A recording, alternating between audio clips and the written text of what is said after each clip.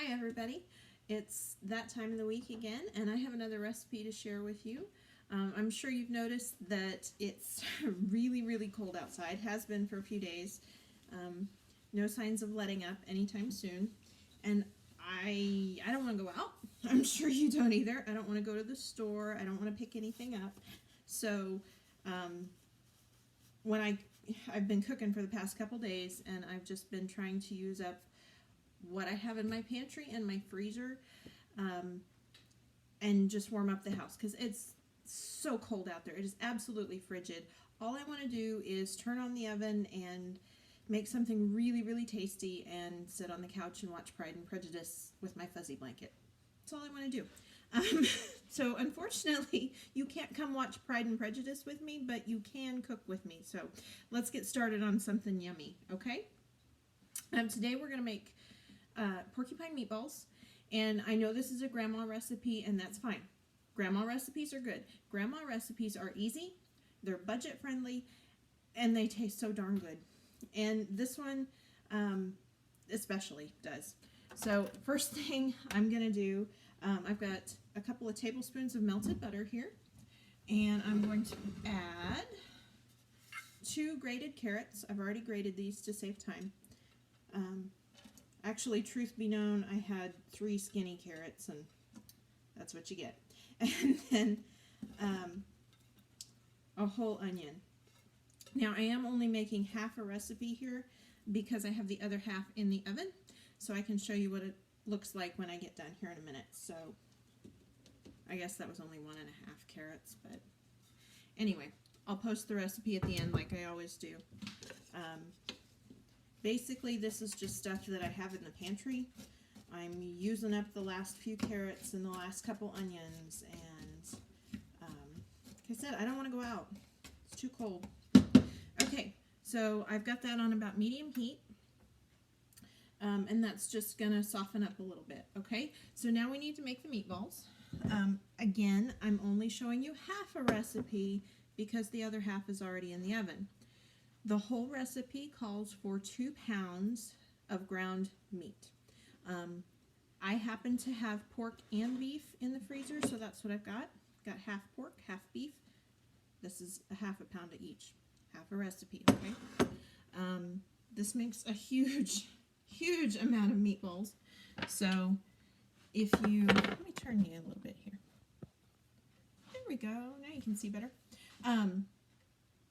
Anyway, this makes a huge batch, but that's okay. Because if you have a big family, you need that. Or you can freeze it for later. Okay, so we're just going to season that, salt and pepper, just to taste. I think it says, the full recipe says, a full teaspoon of salt and 3/4 of a teaspoon of pepper. I always go heavy on the pepper, but that's just me. Okay. So we have a pound of meat, salt and pepper. We need 1/4 cup of water. This is going to keep your meatballs from being tough. If you ever had a tough meatball, it's not tasty. Okay, and then an egg. 1 little egg. Okay, beat him up. And the egg is the binder. It's what's going to hold your meatballs together. Okay, put him in there. And then I need rice. This is what makes the meatballs porcupine. So the whole recipe calls for, let's see, how much rice does he call for? Half a cup. Okay, so this is going to be about 1/4 cup of rice in half a recipe. So a good handful. You know I don't measure stuff that closely. And it's okay. If you get a little extra rice in there, it's not going to hurt anything. If you get a little less, it just won't be quite so porcupine-y. Okay, so just get your hands in there, mix it up. If you have kids, get the kids involved. They kind of like this. My son does anyway. He's at that age where it's like, ew, gross. But then he thinks it's cool. Okay. That's it. That's all that goes in our meatballs. Can you see that? I'm at a different angle in my kitchen today, so things look a little bit funny to me. Okay, now wash my hands quick. I'm sorry you see my house in the background. You probably see the cat wandering through somewhere. Okay, put them off to the side. And we'll go back to our veggies. This is the sauce for the porcupine meatballs. And this is just our carrots and onions, sauteing, softening up a bit. Okay, stir them around. And then at this point, I want to add in some garlic. Don't put the garlic in right away because it'll burn. The recipe calls for 2 cloves of fresh garlic. I don't have fresh right now. I have jarred. So I'm going to put in 1 heaping teaspoon. Okay. Actually, I might do a little bit more just because I like it. Okay. So far, so good. Stir him around a little bit. Spread him out. Alrighty. We'll just let that hang out for a little bit. Okay. Okay. Meatballs are already mixed up. All we have to do is make them into balls. So I have a nice little glass pan. Full recipe makes a full 9x13 pan.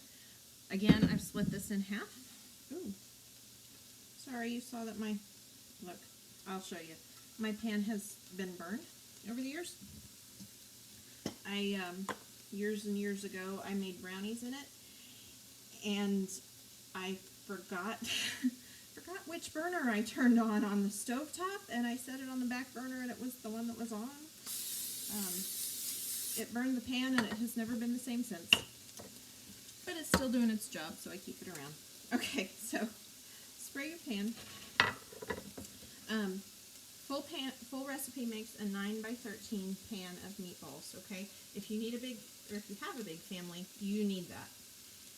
Today, I am just, well, we're going to have the first half for supper, but the second half of the recipe I'm going to put in the freezer and keep for another day.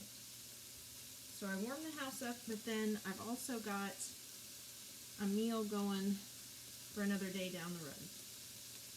Okay, so I've just got my meat mixture here, and I'm making meatballs that are about this big. Okay, about 2 tablespoons, golf ball size, roughly. This is a wet mixture because you put the water in. So if you squeeze it a lot, he's not going to hold his shape real well. Okay, so don't squeeze too hard. Keep making these into meatballs. Again, get the kids involved. They like this stuff. You know, porcupine meatballs are one of my favorites. My grandma used to make them a lot. This is not my grandma's recipe, but she would approve. She would definitely approve. This is a budget-friendly recipe. Doesn't have much in it. It just tastes so darn good. Ooh. Okay, stir our carrots and onions real quick.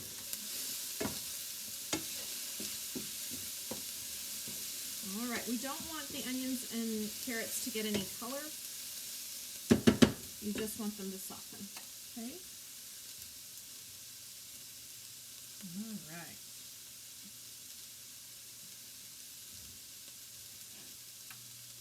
I love grandma recipes. They're, well, my grandma, God rest her, been gone for a long time, but she lived through the Depression, and a lot of the things she cooked,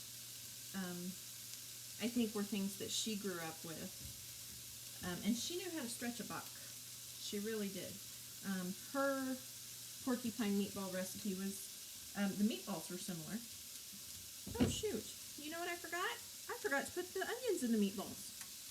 Okay, well, guess what? I'm human, I make mistakes too. Get thinking about grandma's meatballs and I remember what I forgot to put in mine. That's okay. I can fix that. Okay, so Grandma's recipe was really similar.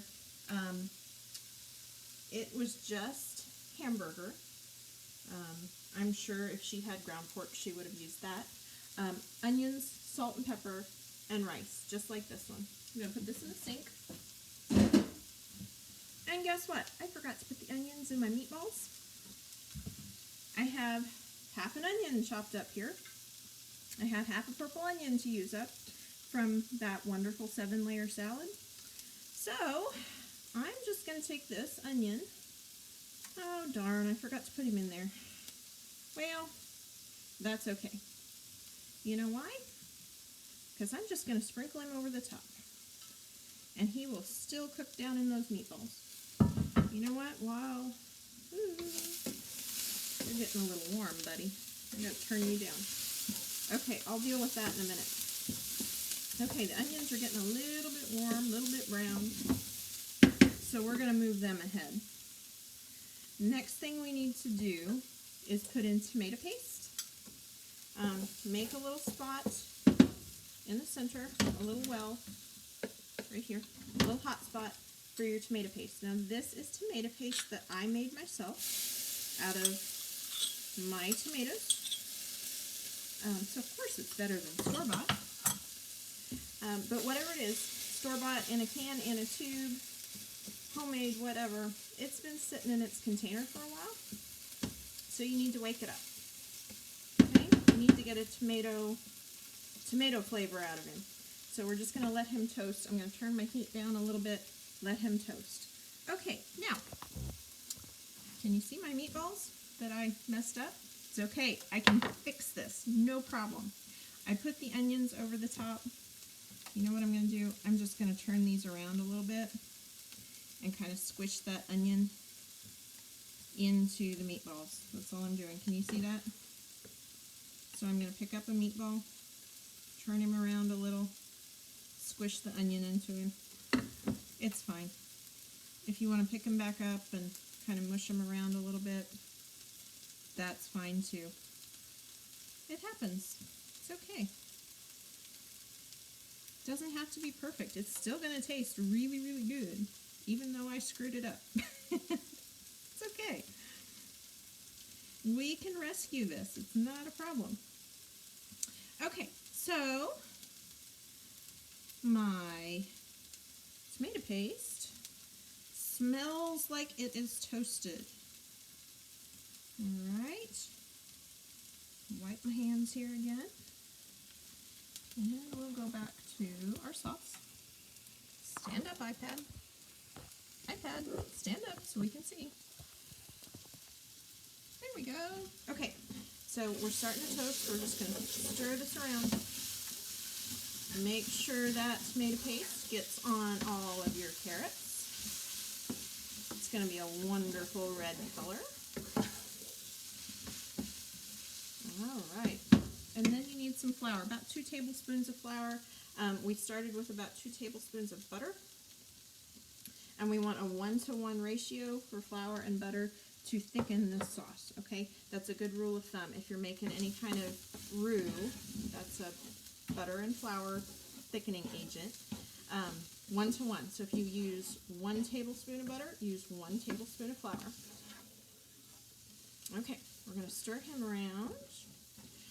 Make sure everything is coated with our flour. You don't want to see any white chunks.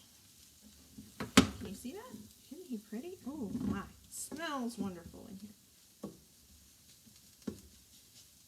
Okay.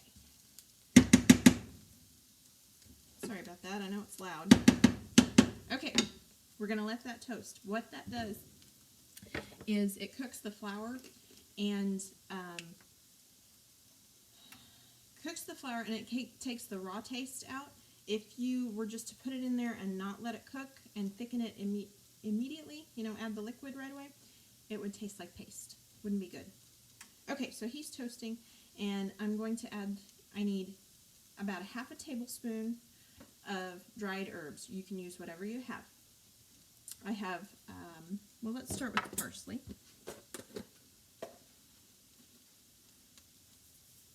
parsley. Okay, he doesn't add a lot of flavor, but he does add a little bit. Okay, and then I've got basil. This is basil that I grew in my garden last year. Oh man, he smells so good. Okay, a generous sprinkle of basil. Again, it's whatever you have. If you have thyme, dill, oregano, whatever, doesn't matter. Okay, and a good sprinkle of marjoram. Marjoram is what I put in Hungarian goulash. And this recipe is actually of Russian derivation. So I thought, you know, well, Russian or Ukrainian, I'm not sure which. I've seen it both ways. I thought, you know, marjoram goes really good with that. Oh, man, those herbs smell good. Okay, we've got a little bit of browning here on the bottom of the pan. That's okay. It's not black, it's just brown. So, when I scrape the pan, I want to make sure and get all of that good browning up. And that's where my flavor is. Okay, that's toasted tomato paste and toasted flour. It's good stuff.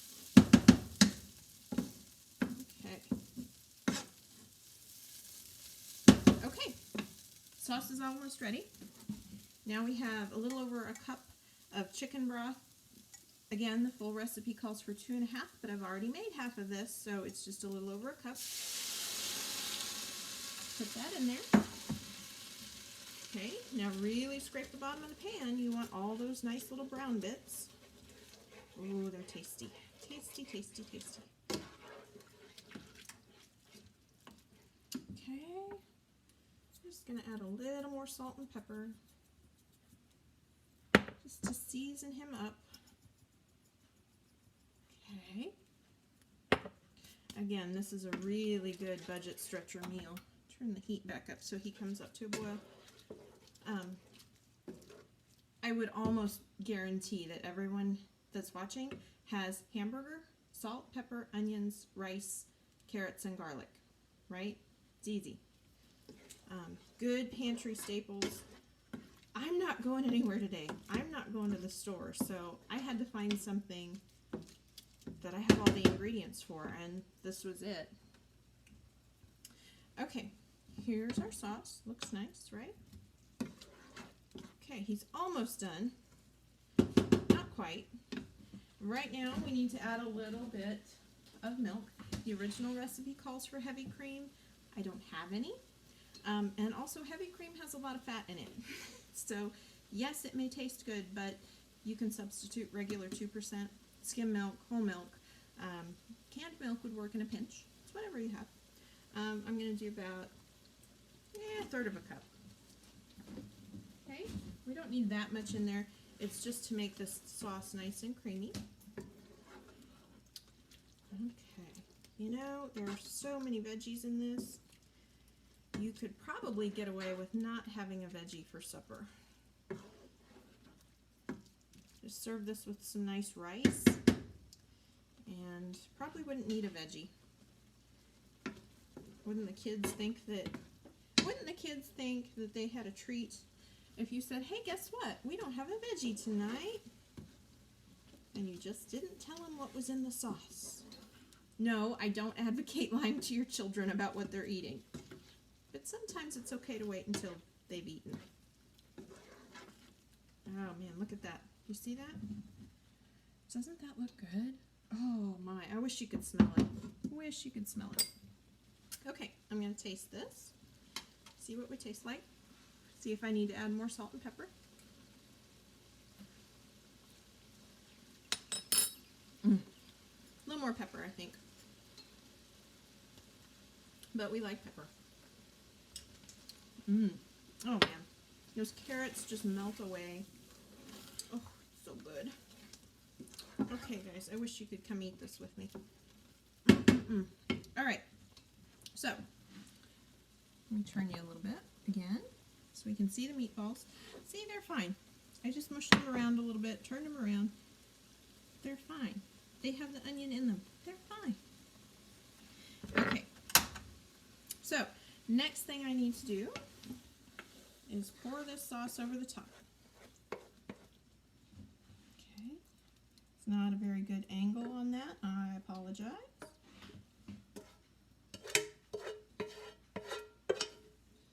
Okay, get it all out. All right, see that? And then you're just gonna smooth that sauce out all the way to the corners.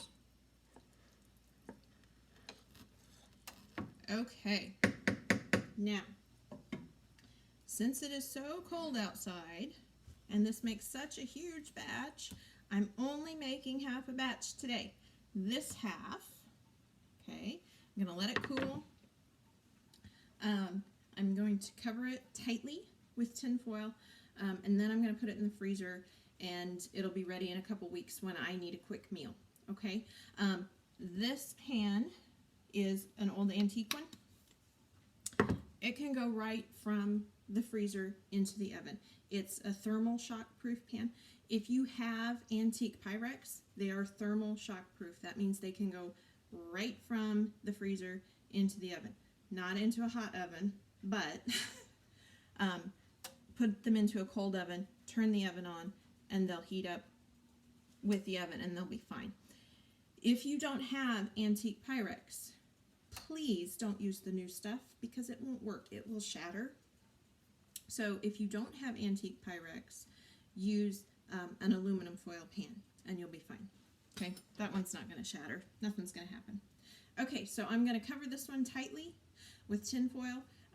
It is like, I don't know, 6 degrees outside today. So I'm probably just going to cover this real tight and set it out in my garage so it will cool quicker. Okay? Now, that being said, would you like to see what it looks like when it comes out of the oven? Oh my gosh, it smells so good. Okay, here we go. Gonna turn you back a bit. You ready for the big reveal? This will be great. Well, come on, iPad, stand up. There you go. Okay. All right, now when you do this, always lift away from you. Don't open your tin foil up this way. You will get a steam facial that will scald the hide right off of you. Okay, lift carefully away from you. Oh my. Oh. Oh my. Look at that. Doesn't that look wonderful? Oh yeah, Grandma would approve. Grandma would most definitely approve. Okay, like I said, just serve this with some nice rice. Plain rice, rice pilaf, whatever. Mine's probably going to be plain because I'm cleaning out the freezer, but that's okay. You could skip a veggie because remember you've got garlic, onions, and carrots and tomato sauce in the sauce. But you could definitely have some green beans or something with it. That'd be good too. Okay, guys. There she is. One last look. Oh, doesn't that look good? I can't wait. Can't wait. I can't wait. I can't wait. Okay, I'm going to call it quits so I can dig into that. All right? Happy cooking. I hope you enjoyed this grandma recipe as much as I do. Bye, everybody. Stay warm.